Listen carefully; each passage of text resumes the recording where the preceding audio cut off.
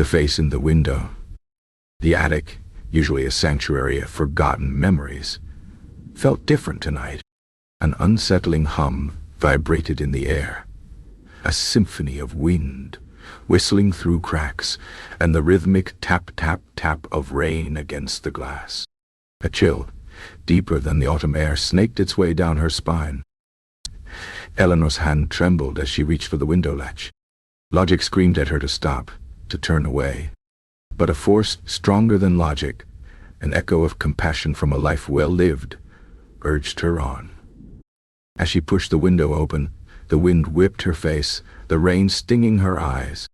The world outside was a swirling vortex of darkness, but the whisper remained, a beacon in the storm. Eleanor leaned out, peering into the abyss. "Who's there?" she called out, her voice barely a whisper against the wind's fury. The face reappeared, closer now, framed by the black rectangle of the window. "Help me," the woman whispered, her voice faint but clear. "They're coming for me." And then a flash of lightning illuminated the night, revealing a horrifying truth. The woman in the window wasn't a figment of Eleanor's imagination. She was real, and she was clinging precariously to the thin ledge outside the window, a sheer drop below her. Eleanor knew in that instant she couldn't turn away. This woman, whoever she was, needed her. And for the first time in a long time, Eleanor felt truly alive. The storm raged on, a battle between the elements mirroring the fight for survival unfolding in the attic window.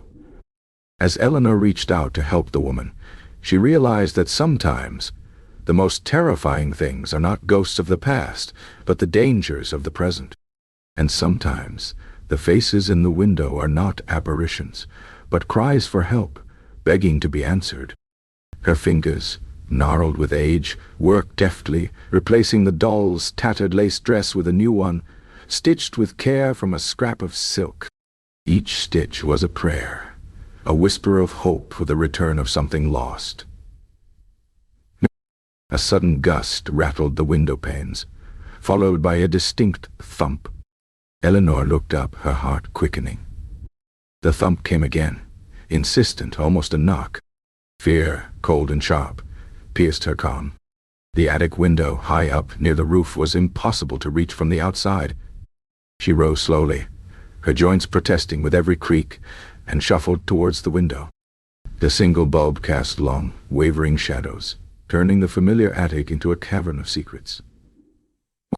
She pressed her face against the rain-streaked glass, peering into the darkness. For a moment, she saw nothing. Then, a flicker of movement. A pale face, gaunt and drawn, materialized from the black void. It pressed against the glass, its hollow eyes locked on hers. A silent scream caught in Eleanor's throat. The face, pale as moonlight, belonged to a young woman. Her hair plastered to her skull by the rain. Her lips parted in a silent plea.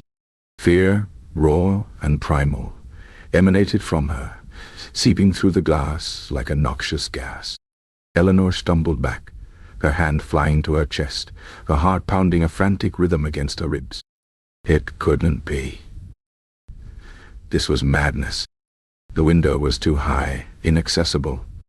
The storm raged on, masking her world in a tempest of sound and fury. Taking a shaky breath, she forced herself to look again. The face was gone. Relief washed over her, leaving her weak and trembling. Had she imagined it?